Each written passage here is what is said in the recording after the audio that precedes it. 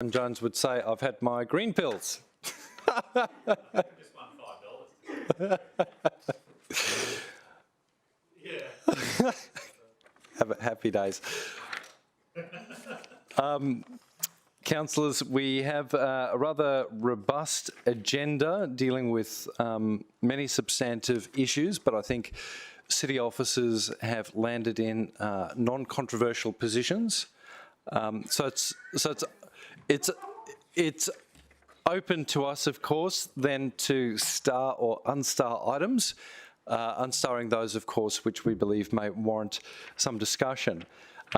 Presently, the starred items are 5.1, 6.1, 6.2, 7.1 is unstarred and 7.2 is starred. Can we unstar 7.2, please?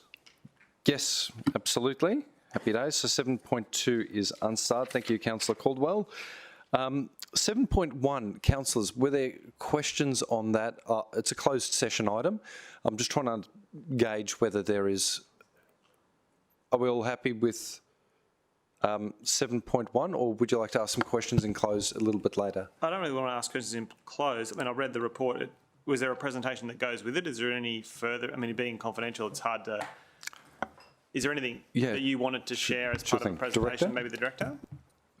Through the chair, Councillor Tozer, it was really just because obviously such a high-profile item for us, we wanted to give you an update partway through. So it's really just an update. There's nothing more to really say, but we're happy to answer questions if there are further questions. Yeah, so No, I mean, I don't have. Here's what it is. There's nothing further in it. The only thing I thought I grabbed out of it was that extension time, which we can't go into any detail, but that occurs to me the only thing that's of specific. Yeah, so I think I'm happy with that. Until the so without going into close, I'm happy with that at the moment. Yeah. And I think there's also another item coming up to budget, so we'll talk about it further then as well. Great. Yeah. I don't know. so for those tuning in, there was a question from Councillor Tozer about whether there would be a presentation to councillors on 7.1.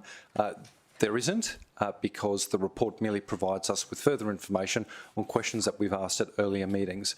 Councillor O'Neill? Can I unstar 6.2, please, Chair? Yeah, sure thing. Well, unstar 6.2. I think there's an appetite to star 7.1. Yep. I'm happy to move those start items if you like. Okay, great. Right, get to that in a moment. All right, so now we've got our stars in line. Councillors, I've received no apologies for today's meeting, so that deals with item 1. No leaves of absence to record, so that deals with 2. Would someone like to move that the minutes of the earlier meeting, true and correct? Councillor Gates, thank you. Seconded by Councillor Caldwell. Any discussion on that item, councillors? No? Happy to put that to a vote then. All those in favour? All those against? That is carried.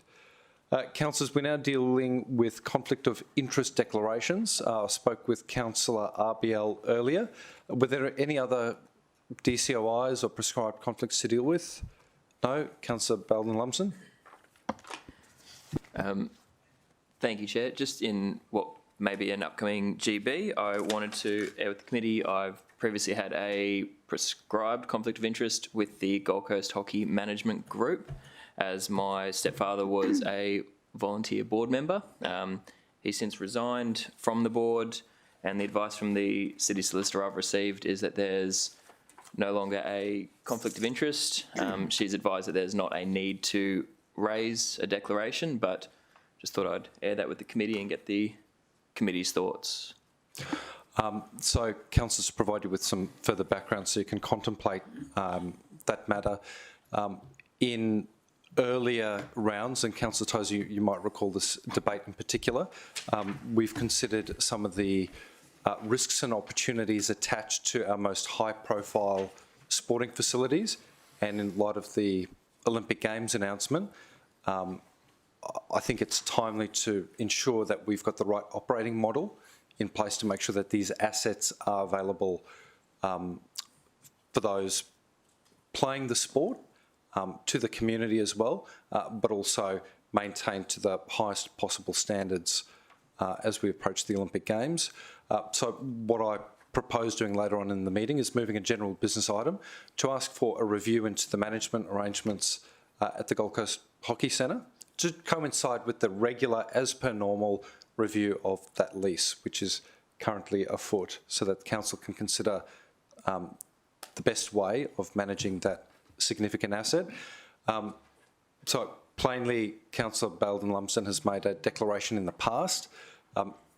My thinking is that it's probably appropriate to deal with this as a DCOI in order to protect Councillor Belden Lumsden and establish, I suppose, a new precedent around that issue. Councillor Owen-Jones?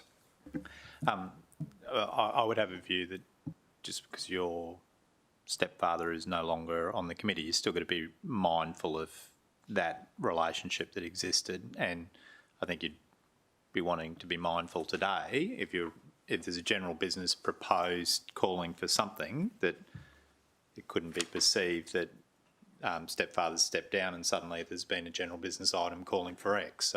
So I think it might be in your best interest to continue with your declaration, let the general business take its course, and then when the report comes back, it's a new day. I think you're frightfully close between stepdad stepping down and somebody calling for a report. So I think it's about perception as well. Okay.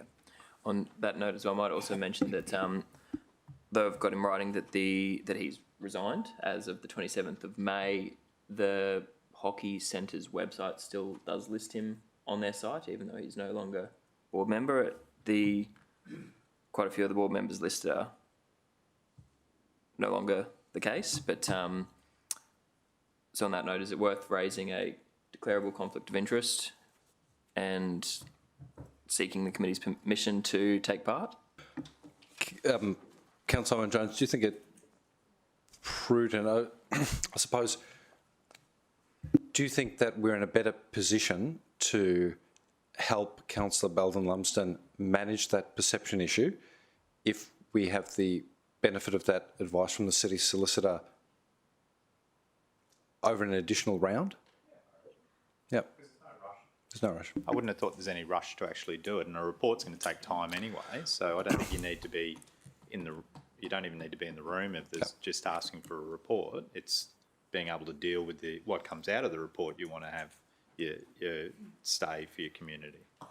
So Councillor Belden Lumsden, I don't believe you need to raise a conflict because I suppose on the back of this discussion with Councillor Owen-Jones, I would feel better about waiting just one additional round in order to have that conversation potentially with the city solicitor directly. So if you're okay with that, no need to make a declaration, and we'll manage it next round. Do you want to wait? If the committee feels that's best, been told the city solicitor is online now. If she's able to, Chair, maybe give some insight. But yeah. Thank you, City Solicitor. If you can hear me, I suppose we've had a discussion as a committee about the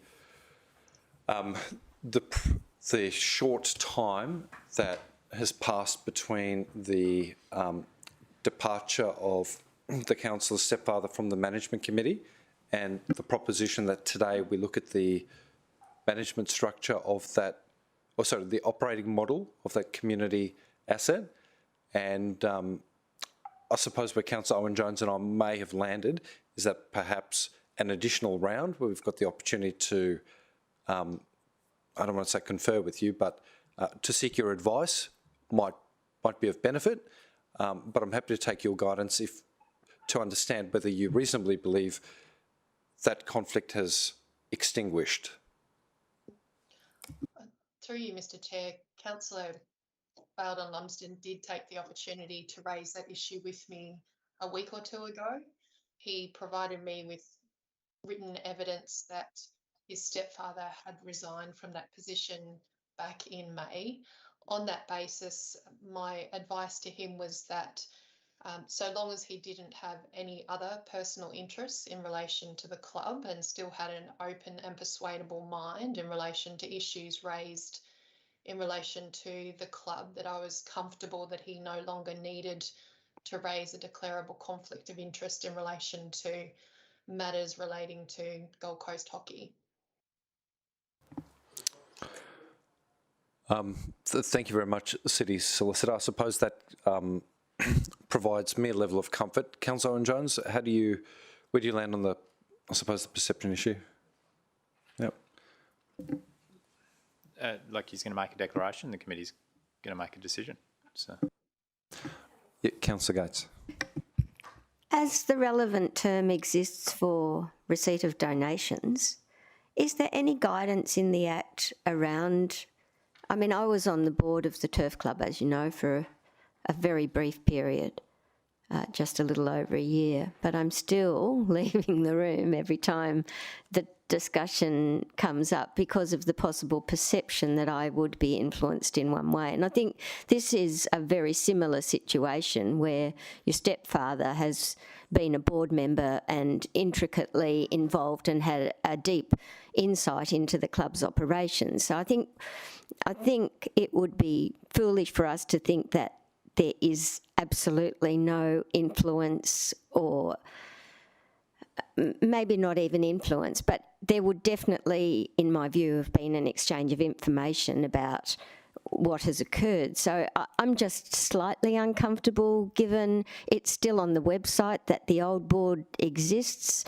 Yeah, I'm just a little uncomfortable, and I'm just seeking some guidance as to whether there are any timeframes that are listed for anything other than receipt of donations. City Solicitor, are you in a position to respond to that question, please? Yes, through you, Mr. Chair. There are no timeframes that apply for interests like this. That relevant term is in relation to financial donations or money. I certainly, from what I'm hearing from the committee room, I think that so Councillor Bowden Lumsden has brought the matter to your attention. It seems that there's some level of concern that he may still have a personal interest that should be declared. On that basis, the process is then that you now ask the councillor to have his declaration recorded and then deal with it in the normal way. So given the concern that has been raised, that's a completely reasonable thing to do. City Solicitor, could I just put forward an approach and just get some guidance from you about whether you think this is a reasonable way of dealing with this, and that is to have potentially Councillor Bowden Lumsden, on the back of the discussion that we've just had, make potentially, and obviously it's at his own volition, make a declarable conflict of interest declaration at the next full council, where all councillors will be present to seek the leave of council potentially to participate in matters concerning the club and the operating model of the facility, rather, moving forward, allowing him then to participate next round without needing to make a DCOI at committee level and then council again. Through you, Mr. Chair, I think so long as that declaration is specifically in relation to the operating model, that will be okay. I don't think it can go too broadly and apply to all things in relation to the Gold Coast Hockey Club, but I can certainly assist Councillor Bowden Lumsden with drafting that declaration to take to full council, if that would assist. So, Councillor Bowden Lumsden, my sense of it is that there is appetite for this to potentially be dealt with as a DCOI, and while I'm happy to consider the general business item, as I intended right now and at this meeting, I've heard from the City Solicitor on my question, my suggestion, that one other way of dealing with this is at full council, I think next Tuesday. I think that's when the meeting is, when all of us can arrive at a position around your involvement on this issue, after which we can potentially continue unfettered. So are you open to making a declaration like that next council meeting? Through you, Chair, if the City Solicitor is able to assist with wording of that, would be appreciated. The Gold Coast Hockey Centre is one of the probably most valuable council assets in Division 7. I'd like to obviously be involved in discussions surrounding it. especially given that it was a volunteer position held by stepfather that was no longer the case. So. Okay, so City Solicitor, is that something, just to confirm, you're happy to work with Councillor Belden Lumsden on some wording Yes. ahead of next Tuesday? And Certainly. okay, great. So in that case, I think we'll defer consideration of that item until next round, leaving you free to seek the leave of council on Tuesday to participate. And then we'll let the cards land there. Okay, councillors, any other other conflicts of interest to deal with? No? Okay, well, we can move past 4. Councillor Tozer, you suggested that you're happy to move the starred items. That would be 5.1, 6.1, 7.1. So those 3 items. Councillors, was there someone else prepared to second those items? Councillor Castro, thank you for that. Any questions or speakers against that proposition, councillors? No. I'll then I'll then put that to a vote. All those in favour? All those against? That is carried. Great. We're now dealing with item 6.2. Councillor O'Neill, you had some questions.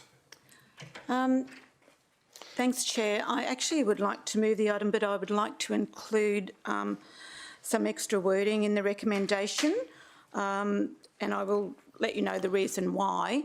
In the report, and it's a great report, thanks, officers.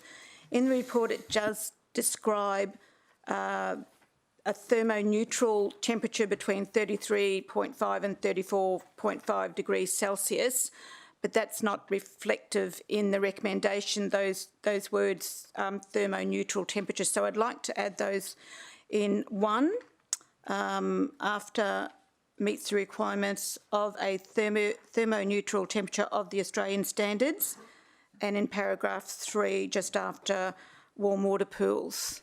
It will just give some comfort, I think, to the petitioners that is the actual temperature of a thermoneutral pool, and we're committed to a thermoneutral pool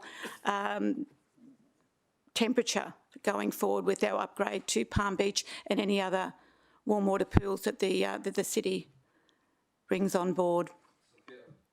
I'm getting a bit of a nod there from Richard and Tim. You're happy enough with that? All right, great. I'm happy to second that. Thank you. To afford you the opportunity to speak to it. Thank you. Councillors, were there any other questions on the report? Councillor O'Neill. Thanks, Chair. I'll just, unfortunately, Councillor McDonald's not here because Palm Beach Aquatic Centre is in Division 13, but it certainly services Division 14. And I've had lots of emails from the petitioners as well. And I think that as long as we can assure them of the temperature of a warm water pool, they will be satisfied. So I think the officers have done their job, we'll do our job, and of course our upgrade, the thermoneutral pool that we'll have in our upgrade will be larger and certainly be a lot more efficient than we have currently at Palm Beach. Thank you. Thank you, Councillor O'Neill. I might just add that water, I'm sure city officers will back me up on this, water has an extremely high specific heat capacity, and when you're dealing with temperature control, what generates your heat and the way that the thermostat will ultimately manage that temperature is subject to what's called a hysteresis, which is a gap between the temperature which is achieved, at which point the thermostat turns off, and when it is turned back on. So there will always be variation in the temperature. It's just one of the laws of thermodynamics to deal with. But as you have done today, by moving a changed recommendation, is you've provided assurance to the community that that hysteresis will be as narrow as possible to give the most consistent experience. And hopefully that's of some comfort to those who depend on our warm water pools. So thank you for that change recommendation. And if I actually had known that word, I would have used it. I come from a long line of underfloor heating engineers. It's true. Councillors, were there any other questions on that? No. I'm happy to put that to a vote then. All those in favour? All those against? That is carried. Councillors, I think we only have, if I'm correct, we only have one. Thanks, officers, as well. Excellent report. Yep. Less debate, the better the report, right? So, nailed it. Item 7.2 has been unstarred. It needs to be unstarred to deal with an administrative correction, but I know Councillor Caldwell may have some questions. Councillor? It being a closed item, I think it's listed as closed, yeah? Yep. 7.2? 7.2 is closed, yep. No, I was unstarring it because as a former representative of the area, So you want to move I it? was interested in making sure that when Councillor Gates raised it, we could fix the wording in the resolution to reflect the appropriate delegation words. So Councillor Gates, would you like to move the item with the administrative correction? Certainly. And I'd love to second it. So seconded. Yeah.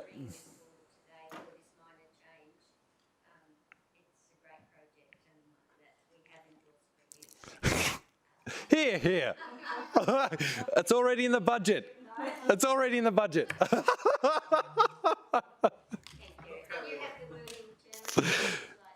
Yeah. In fact, I think the chairman can probably craft something that is better. Noted.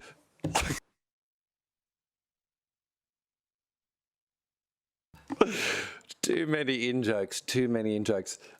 Director, has that been amended to your satisfaction? Okay, great. So that is moved by Councillor Gates, seconded by Councillor Caldwell.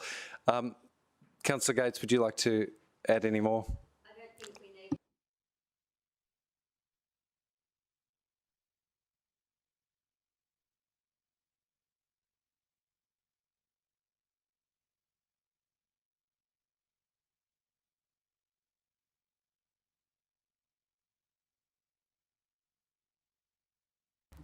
Here, here. Councillor Caldwell? Well, I know we were allocated 10 minutes to speak, Oh, no. but I'll decline on this particular occasion and leave that glory with the divisional councillor. Can I just say that it was the former representative for the area who pushed very hard to make sure that this was endorsed prior to the 2020 election.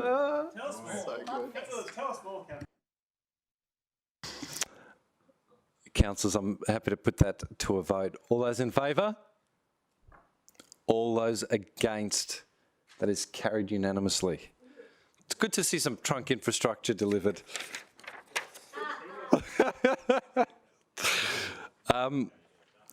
Thank you very much, guys. Director, you comfortable?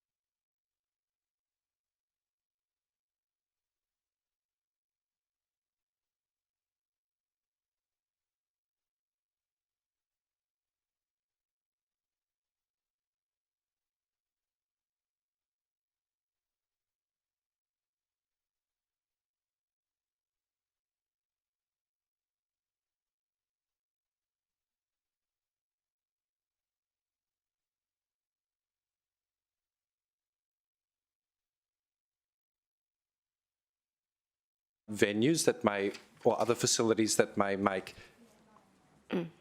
for Olympic Games training spaces, I thought it prudent to look at whether we've got the right operating model for lots of city facilities to ensure that we're making the most of those assets. So I don't want to name the one. I just wondered whose general business. Yeah, sure thing. And So is it an item that relates to all of these different venues or just the hockey club? no, just the hockey club, but that's the one that's coming up. Okay, why is it coming up as a general bit? I mean, I would have thought that the director could bring it up as a committee agenda item, for example, might be better. I mean, I can't give the director direction, but I can ask the question. Director, would you anticipate in the course of city officers conducting their sustainability audit that we may see a report with respect to this facility? Through the chair, we weren't planning on bringing anything up. I mean, we do sustainability audits all the time. I hadn't planned to bring it up, no, sorry. Yeah, and I'm not moving anything today. So, it's like there's no... Or we'll nothing go on the home table. then. Yeah. As I said, Chair, just having been warned that you were planning to raise that, I wanted to air with the committee that there's previously been a prescribed conflict. Understood there was some councillors in the room. If a motion ever is raised to that effect, I probably wouldn't be inclined to raise a conflict because, again, I don't believe there is, and the advice of the city solicitor would suggest as such. But as you've alluded to, Chair, if there's councillors in the room that believe there is perception of conflict, it'd be on their responsibility to raise one as such, and it'd be handled at the time. Okay, cool. Okay.